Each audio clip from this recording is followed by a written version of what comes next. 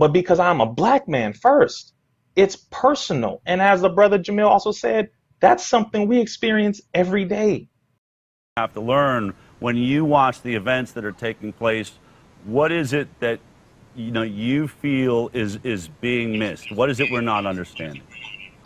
Well, I think first of all we have to deal with the fact that I'm a direct descendant of slaves from my mom's side and my dad's side. So that means that 4 generations of slavery and then systematic racism that built in ways to kind of keep us from succeeding and from making it. So yes, so what I've done and been able to accomplish is absolutely remarkable. So I'm going to pat myself on the back by that. But let me be very clear. So on Thursday, the High Wire had a few guests on to talk about this racial issue in America. And I gotta tell you, Dale did not challenge Dr. Ross. The things that she said made me upset initially. And if you go through the comments, the people that watch the show are very, very sensible people. They weren't having it. None of them agreed with this. So, and I think she realized that if you watch Dr. Ross's eyes while she speaks, and I'm going to show more clips and respond to each. She's very emotional. The way it looks like she's scanning the comments and just, she's filled with anger because nobody agrees with what she's saying. And I think this is a big problem. People are letting their emotions dictate how they feel about this and their thoughts on this. And if you disagree with what I'm saying, or you just automatically know that you're going to disagree, please just hear out this whole thing, because I'm not just going to give my opinion. I want to try to understand where this mindset is coming from, this way of thinking that she has. I have Candace Owens, breaking down the statistics and all of that, and I was going to put that at the beginning, but she's so aggressive. I feel like that just turns people off. I'll put it at the end for anyone who wants to stick around after this is done and hear some real statistics, because one of the first things they mention is that there's this systemic racism, that it's like in our laws, it's ingrained in our country. And this is, you hear this over and over, and maybe the people that were like starting out with these laws, maybe they had hate in their hearts and they were racist. But now, today in 2020, you can't say that the actual laws are racist, because they are equal. Whether you're white, black, Mexican, it doesn't matter. If you get pulled over, the same laws apply to you. If you, commit murder or whatever, rob a store, the same sorts of laws. Now, you can say that the system might treat you a little bit different because individuals are racist. You can say that, but you can't say the laws are. Okay? So, and we have too many laws in this country. I mean, we keep hearing more and more being passed, and it seems like the people on the left that are fighting for these injustices, they seem to want more laws. So it makes so many inconsistencies. People are just irrational. Okay, so I started this out with, he says that he's a black man first. These generations are raised to be taught that is the most important detail about themselves. Can you imagine? I can't imagine ever saying or feeling like I am a white woman first. Like, what? What the fuck does that have to do with anything? That's a minute detail about myself. It doesn't have anything to do with my value. It's just a descriptive detail. I mean, I happen to be white, and I'm a woman. That's not the most important thing about myself. It has nothing to do with my value as a person. But I'm realizing people they really believe this has everything to do with, this is not only the most important thing about themselves, but it has to do with how others see them and value them. And most people don't feel this way. That's the problem. You can believe it all you want to, that most people feel this way, but most people don't feel this way. And Dale did not challenge them at all. And that's another part of the problem. You got white people kneeling before these black people. Kneeling as some sort of sign of submission. Is that supposed to make anybody feel better? No, this is starting to become about revenge. That's what it feels like. You just want to flip the script? How is that going to make anything better? So, yeah, people need to hear what people really think, because that's the left. A lot of these white people on the left, these liberals, will not tell you what they really think. They're going to treat you like children, and that's part of the problem. This study that I showed, I'll include that as well, this study that shows how different conservatives versus liberals treat minorities. You know, they treat them like, not only like children, these leftists, they treat them like they're dumb. You know, they dumb down their speech, their language, as if they just assume because you're black, you can't understand big words. You know, racism is real. You know, this is proof. Racism is real. Our country has so much trauma from this. It was founded upon a lot of racism. I mean, I don't think anyone will deny this. So that's another point. She mentions that she is directly, you know, her ancestors were slaves. So what does that do to the psyche, knowing that, just knowing that? So we have to take that into account. We can't even possibly understand that. And I know all races, you know, had slavery. I know this. But I'm talking about directly in our American history, what seems to be so ingrained right here. So what does that do? What does that do just from the trauma that a lot of academics are taking seriously, that genetically you can, in your DNA, pass down this sort of trauma?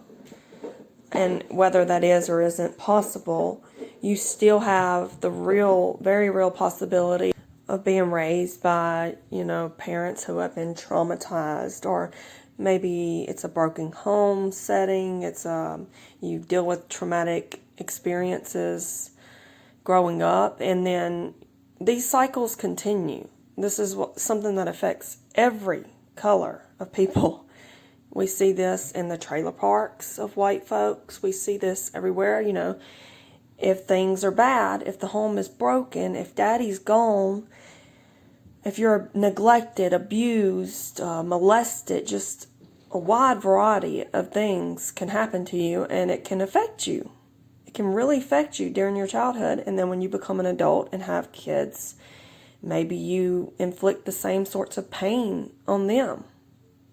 So that's the most important thing, to be raised by parents that are emotionally stable and hopefully financially stable and all of those things, and together if they can be. And even if the mother and father aren't together, the dad still should be in your life, or the mom, or whoever sees the baby on the weekend, or the kids, you know, they still should be a part of your life.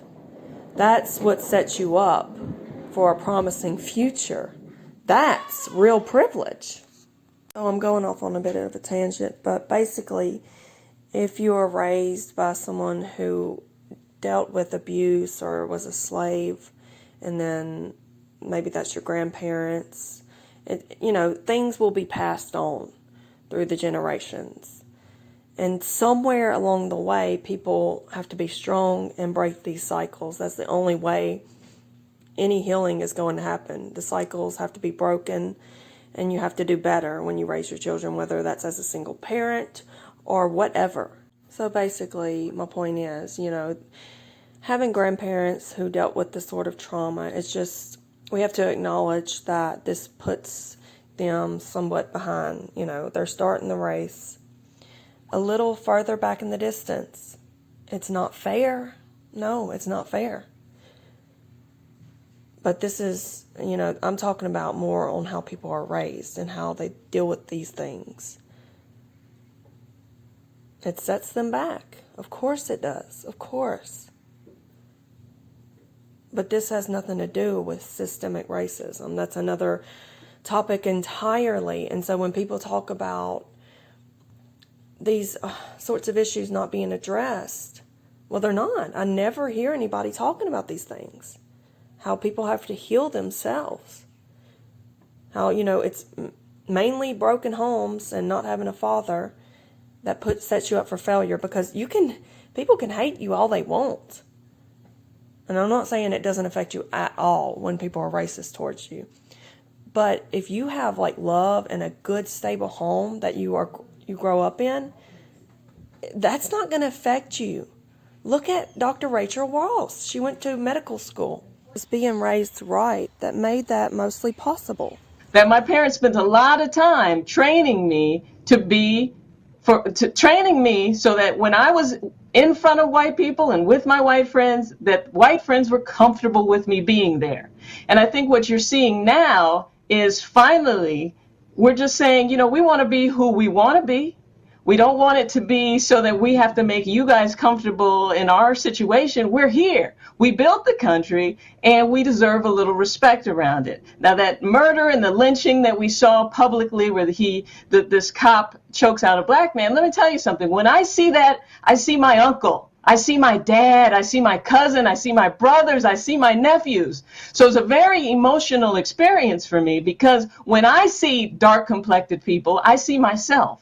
And I think the problem that exists here is that when the majority sees us, they don't even see us as human a lot of times. Okay, so this was the part that made me angry, listening to her say this. Oh, man. And it's so sad. I cannot believe. Look, I respect her so much. I love this doctor. I used to listen to her talks. She was there in the, medical freedom movement, fighting for people, standing up for, these black people in Georgia. That study that was done in 2004, where they showed that black boys were more at risk in developing autism, and the CDC, covered this up and all. And she spoke out a lot about this. Not even, a lot of medical professionals are so scared because they're scared to lose everything. And she wasn't afraid. She spoke out freely. Much, much respect for doctors like this. But that's the thing, she comes from a really great family. Her whole family. She comes from a family of doctors. They live in a small Indiana town, and they are so well respected. So I have a really, really hard time thinking that people in that community, the white people, see her as less than human? What? Who told you this? Why do you assume this? That is so heartbreaking to think that she really believes this, that she is seen by the majority of white Americans as less than human. She's literally hated because she has black skin. And she sees herself when she sees other black people. I don't think, I think that's part of the culture where this identity is so ingrained in, skin color. Maybe white people just don't understand that, and you may call it white privilege or whatever, that we don't have to see it that way, but I don't, we just don't. I don't see a white woman yelling at someone, being a Karen, and I don't see myself in her for sure, So it's I think it's kind of important to distance yourself and try to step away from that deep, deep identity that you see with just a color. You know what I mean? Because everybody is so different. And I think that's what stands out about Candace Owens. She doesn't see herself in other black people.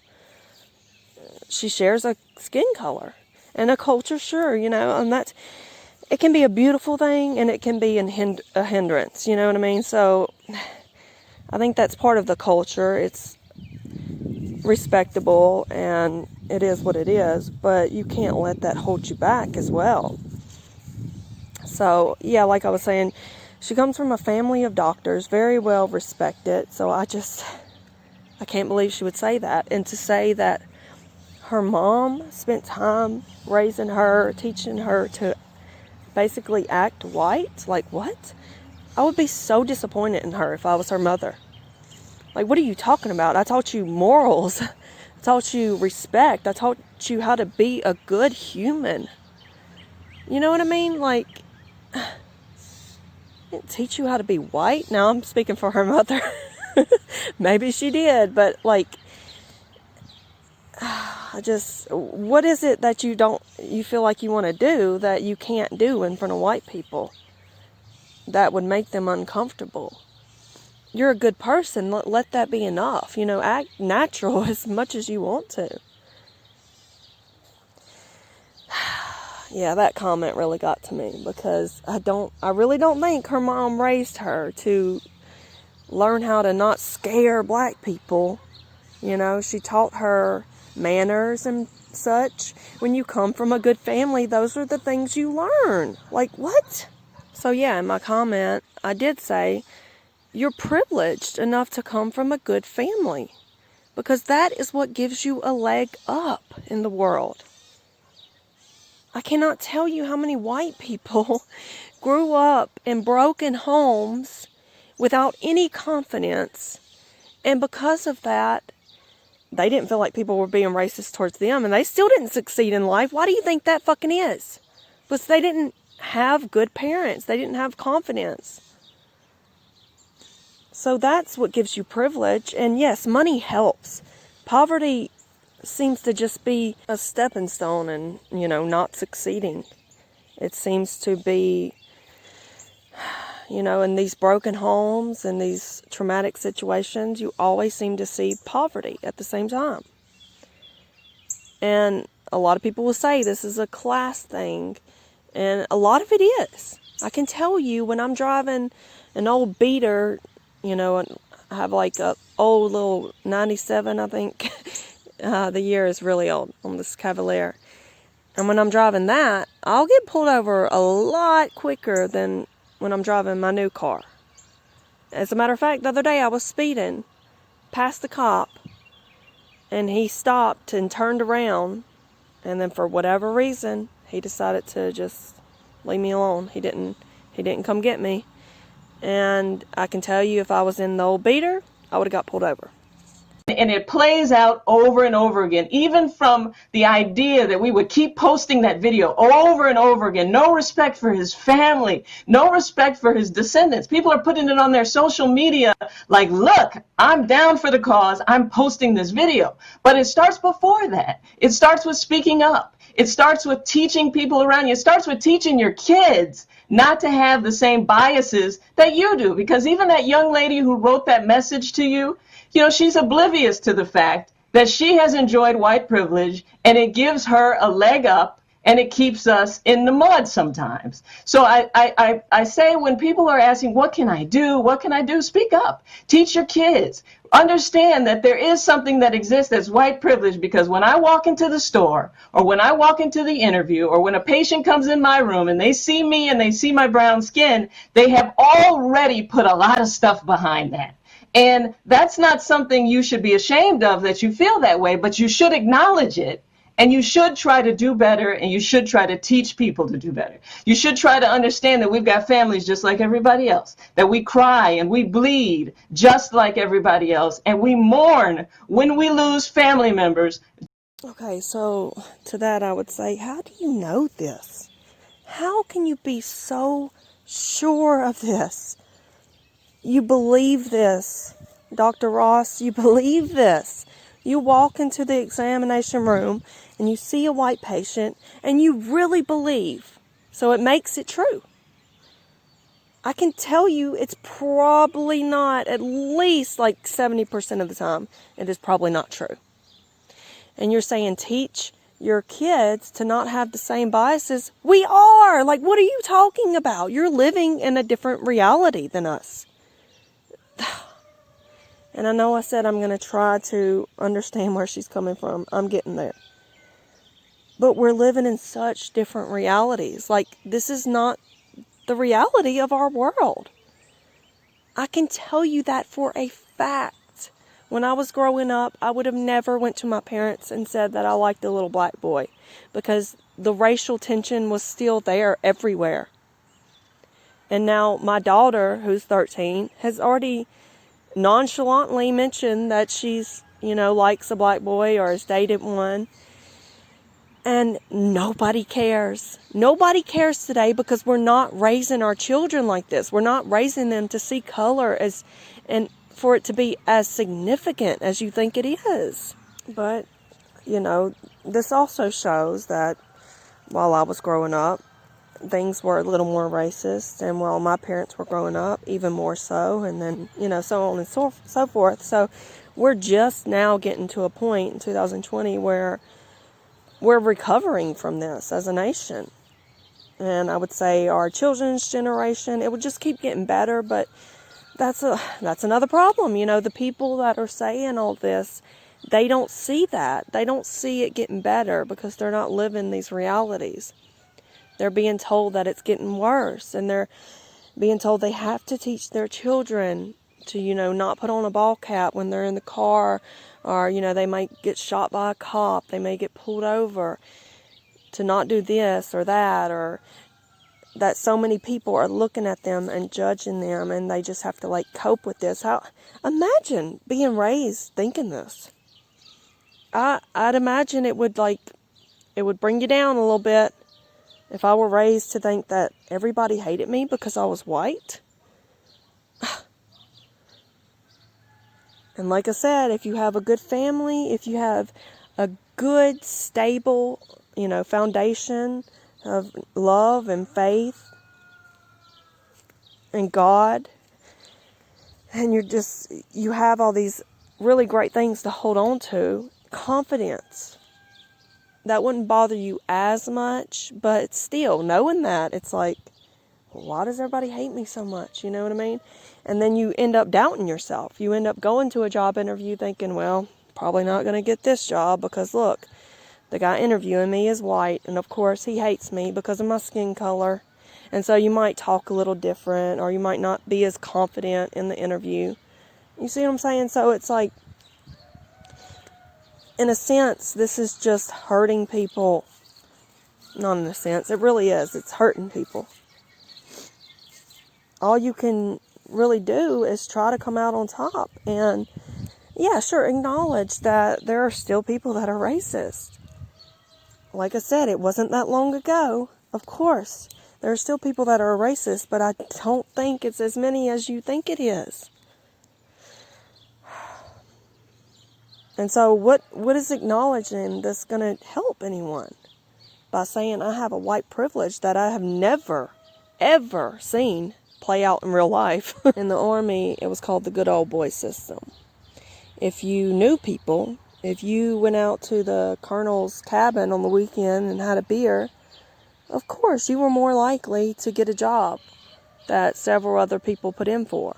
The best job I had was a position that a guy that happened to be black was leaving. He was moving up further, and I was so beyond thrilled to take his position. He was well respected, well liked. He knew people because he had been working there a while, and he did really great work. I mean, he put in a lot of effort and dedication and time. I would say most likely he was raised by a good family. Now, that's not always the case, of course. There are always outliers. There's always a way to break the cycle if you do grow up in bad situations. But yeah, what gives you a leg up is going to be that foundation. Not your skin color. Not your skin color, I can tell you that. The reason why I joined the military is because I couldn't get a chance anywhere else. They were literally the only place that had to accept me, basically. I was homeless, I had a car that wouldn't run, and I couldn't get it fixed because I couldn't get a job, because I couldn't get to a job. And I had no family that could help me. They were poor. My dad was dead. And I had no confidence either. I had to learn how to find all of that by myself, mostly. I mean, I don't know, and I've had this discussion with so many people, even white people that are claiming white privilege and all of this, and they say that even if a black guy dressed in a suit walks in a store, he will be, judged or turned away, unlike a white guy without a shirt and without shoes on and without teeth. Like, how does that make sense in your mind? How does that make sense? That's so illogical.